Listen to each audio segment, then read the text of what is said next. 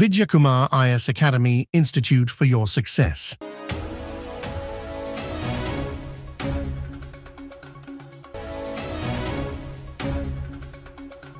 வணக்கம் நண்பர்களே, இன்றைய தினமணி செய்தித்தாள்ல போட்டித் தேர்வு பாயிண்ட் ஆஃப் வியூல எதெல்லாம் இம்பார்ட்டன்ட் அப்படின்னு பார்ப்போங்க. ஸோ ஃபர்ஸ்ட் நியூஸ் அப்படிங்கிறது பொலிட்டிக்கல் நியூஸ் தான். அது தொடர்பாக ஏதாவது சுப்ரீம் கோர்ட் சொன்னாங்கன்னா நம்ம நோட் பண்ணிக்கலாம். அந்த கனடா குருதுராவில் வந்து காலிஸ்தான் ஆதரவு கும்பல் தாக்குதல். அப்ப கனடால இந்தியால தடை செய்யப்பட்ட அமைப்பு தான் காலிஸ்தான் அப்படின்ற வந்து தீவிரவாத அமைப்பு. ஸோ அது வந்து பாத்தீங்கன்னா செயல்பாட்டுல இருக்கு அப்படின்னு சொல்லி பாக்குறோம். அது தொடர்பா அடிக்கடி வந்து பாத்தீங்கன்னா நமக்கு வந்து நியூஸ் பேப்பர்ல வந்துட்டு இருக்கிறதுனால காலிஸ்தான் அப்படின்ற பிரிவினைவாதிகள் வந்து என்ன கேட்கிறாங்க அப்படின்னா, இந்தியால இருக்க பஞ்சாபும் பாகிஸ்தான்ல இருக்க பஞ்சாபையும் ஒன்றா சேர்த்து தனி நாடு அப்படின்றது அவங்களுடைய கோரிக்கை. இதுக்கு வந்து இந்திய அரசாங்கம் வந்து செவி சாய்க்காது நமக்கு நல்லாவே தெரியும். சோ அதன் அடிப்படையில் அவங்க வந்து தடை செய்யப்பட்ட தீவிரவாத அமைப்பு வந்து இருக்கு.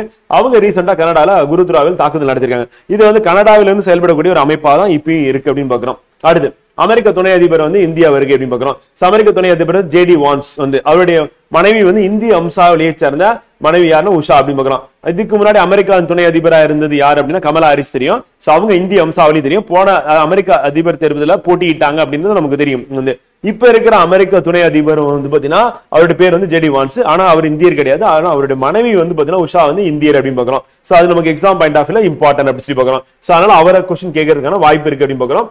சோ அந்த இது இம்பார்ட்டன்ட். அடுத்து நம்ம ஸ்ட்ரெயிட்டா வந்து பாத்தீங்கன்னா தலையங்கம் இருக்கிற பேஜ் தான் ஃப்ரெண்ட் வந்து. சோ அதுல இருக்க குரல் வந்து நமக்கு வந்து முக்கியம். அந்த குரல் வந்து நமக்கு கேள்வியா கேட்கறதுக்கான வாய்ப்புகள் இருக்கு அப்படின்னு சொல்லி பாக்குறோம். சோ குரல் என்ன அப்படின்னா வந்து பாத்தீங்கன்னா அதிகாரம் வந்து ஆள்வினை உடைமை அப்படின்னு பாக்குறோம். பொறியின்மை யாருக்கும் பழி அன்று, அறிவறிந்து ஆள்வினை இன்மை பழி அப்படின்னு சொல்லிட்டு, நன்மை விளைவிக்கும் மூல் இல்லாதிருத்தால் யாருக்கும் பழி அன்று, அறிய வேண்டியவற்றை அறிந்து முயற்சி செய்யாதிருத்தலே பழி அப்படின்னு. அது தெரிஞ்சுக்கிட்டு முயற்சி செய்யல அப்படின்னா அதுதான் பழி. இப்ப எக்ஸாம் ப்ரிப்பேர் பண்றேன் அப்படின்னு சொல்லி முடிவு பண்ணிட்டு எக்ஸாமுக்கு அப்ளை பண்ணா மட்டும் பத்தாது.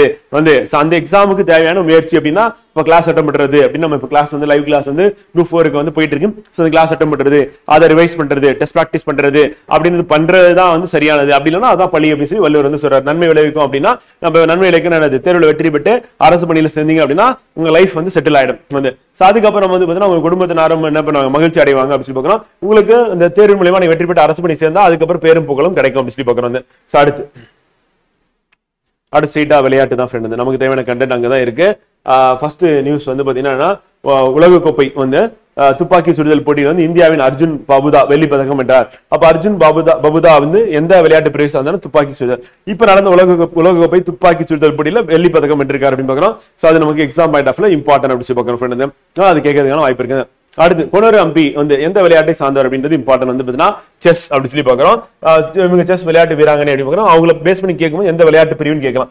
இப்ப ரீசெண்டா ஏதாவது வின் பண்ணாங்க அப்படின்னு நம்ம அதை நோட் பண்ணிக்கலாம். மற்றபடி நம்ம வந்து லாஸ்ட் 1 இயர் கரண்ட் அஃபேர்ஸ்ல என்னென்ன போட்டி விளையாட்டு போட்டி நடந்திருக்கு, அதுல இந்தியர்கள் யார் வெற்றி பெற்றாங்க அப்படின்றது நமக்கு எக்ஸாம் பாயிண்ட் ஆஃப் இம்பார்ட்டன்ட் அப்படி பாக்குறோம். சோ அடுத்து வந்து பாத்தீங்கன்னா 3 விண்வெளிகளும் பூமிக்கு திரும்பி ரஷ்யா விண்கலம் அப்படி பாக்குறோம். சோ சர்வதேச விண்வெளி நிலையத்திலிருந்து 2 ரஷ்ய விண்வெளி வீரர் மற்றும் ஒரு அமெரிக்காவின் விண்வெளி வீரரை அழைத்து வந்தது ரஷ்யாவுக்கு சொந்தமான சோயிஸ் MS-26 விண்கலம் அப்படி பாக்குறோம். சோயிஸ் MS-26 விண்கலம் யாருடையதுன்னு கேட்டாங்கன்னா ரஷ்யாவுக்கு சொந்தமானது. இதுல வந்து விண்வெளி வீரர் அழைச்சு வந்திருக்குன்னு பாக்குறோம். இதுக்கு முன்னாடி வந்து போயிங் அனுப்பின ராக்கெட்ல தான் வந்து சுனிதா வில்லியம்ஸ் போனாங்க. அது சிக்கல்னால என்ன நினைச்சுன்னா அதுல ஏற்பட்ட தொழில்நுட்ப கோளாறு காரணமாக அந்த விண்கலத்தை திரும்பி அவங்க வர முடியாம அங்கேயே தங்கி இருந்து பல மாதங்கள் கழிச்சு என்ன பண்றாங்கன்னா திரும்பி வந்தாங்க. அது ஸ்பேஸ் எக்ஸ் ராக்கெட்ல அப்படின்னு பார்த்தோம். இப்போ வந்து ரஷ்யாவும் வந்து அனுப்புறாங்க. அப்ப இந்த விண்வெளி நிலையம் அப்படின்னும் போது இன்டர்நேஷனல் ஸ்பேஸ் ஸ்டேஷன் அப்படின்றது வந்து பாத்தீங்கன்னா ஒரு 5 ஏஜென்சி ஒன்னா சேர்ந்து கட்டமைச்சிருக்காங்க.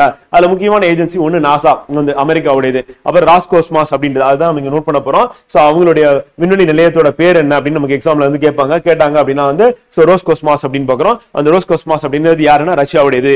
அப்புறம் ஜாக்ஸா ஜப்பானோடையது, யூரோப்பியன் ஸ்பேஸ் ஏஜென்சி ஐரோப்பாவோடது, அந்த கனடியன் ஸ்பேஸ் ஏஜென்சி CSEன்னு பாக்குறோம். இந்த 5 விண்வெளி நிறுவனங்களும் ஒன்னா சேர்ந்து தான் என்ன பண்ணிருக்காங்கன்னா இன்டர்நேஷனல் ஸ்பேஸ் ஸ்டேஷன் கன்ஸ்ட்ரக்ட் பண்ணிருக்காங்க. சோ அதுக்கு விண்வெளிக்கு மனிதர்களை கொண்டு போறது கூட்டிட்டு வர்றது அப்படின்ற வேலை யாரு பண்றா அப்படின்னா நாசா பண்ணுது. அடுத்து வந்து ரோஸ்கோஸ்மாஸ் வந்து பண்றாங்க. இதுல நாசா வந்து இப்ப ரீசெண்டா நிப்பாட்டிட்டாங்க லாஸ்ட் ஒரு 10 இயர்ஸ் மேல வந்து.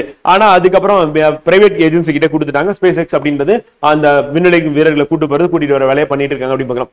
இப்ப நமக்கு இதுல என்ன வரும் அப்படின்னா வந்து பாத்தீங்கன்னா ரஷ்யாவுக்கு சொந்தமான சோயிஸ் MS-26 விண்கலம். அப்ப இந்த விண்கலம் யாருடையது வந்து இது கசகஸ்தான்ல வெற்றிகரமாக தரையிறங்கியது. USSR இருக்கும்போது கசகஸ்தான் அப்படின்ற நாடு வந்து பாத்தீங்கன்னா ரஷ்யா கீழ இருந்தது. வந்து அந்த சோவியத் யூனியன் வந்து பாத்தீங்கன்னா என்னன்னா உடஞ்சதுக்கு அப்புறம் என்ன ஆயிருச்சு அப்படின்னா வந்து வந்து பல நாடுகளா சிதறிடுது. அதுல கசகஸ்தான் புதிய நாடு உருவாகுது. ஆனா இன்னும் ரஷ்யாவோட விண்வெளி நிலையம் எங்க இருக்கு அப்படின்னா வந்து கசகஸ்தான்ல இருக்கு அப்படின்னு பாக்குறோம். அதே மாதிரி ஐரோப்பிய நாடுகளுக்கு அவங்களுக்கு விண்வெளி நிலையம் ESA அப்படின்னு எங்க இருக்குன்னு பாத்தீங்கன்னா தென் அமெரிக்க கண்டத்துல, சவுத் அமெரிக்கன் கான்டினென்ட்ல அந்த பிரெஞ்சு கயானா அப்படின்ற நாட்டுல தான் இருக்கு அப்படின்னு பாக்குறோம். ஐரோப்பால கிடையாது அப்படின்னு பாக்குறோம். சோ அப்ப அந்த நாட்டுக்கு சொந்தமான விண்வெளி நிலையம் அந்த நாட்டுக்குள்ள இல்லாம வெளியில இருக்கிறது அப்படின்னா ஒன்னு ஐரோப்பிய விண்வெளி நிலையம் வந்து சொல்லலாம். பிரெஞ்சு கயானா சவுத் அமெரிக்கால இருக்குன்னு சொல்லிட்டு, ரஷ்யாவுக்கு அதே மாதிரி எங்க இருக்குன்னா கசகஸ்தான்ல தான் இருக்கு அப்படின்னு பாக்குறோம். சோ ரோஸ்கோஸ்மாஸ் அப்படின்றத வந்து அவங்க விண்வெளி நிலையத்தோட பேர் அப்படின்னு சொல்லி பாக்குறோம். சோ அது நமக்கு எக்ஸாம் பாயிண்ட்ல இம்பார்ட்டன்ட். தரையிறங்குனது வந்து புல்வெளியில தரையிறங்குறாங்க அப்படின்னு சொல்லி பாக்குறோம் கசகஸ்தான்ல.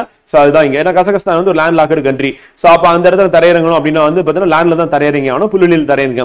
அது இந்தியா அமெரிக்கா அப்படின்னும் போது என்னன்னா கடல்ல தான் தரையிறங்குவாங்க, மோஸ்ட்லி கடலை யூஸ் பண்ணுவாங்க. அப்படி இல்லைன்னா வந்து லேண்ட்லயே வந்து இப்ப தரையிறங்க ஆரம்பிச்சிட்டாங்க வந்து ரஷ்யா, சாரி அமெரிக்கா.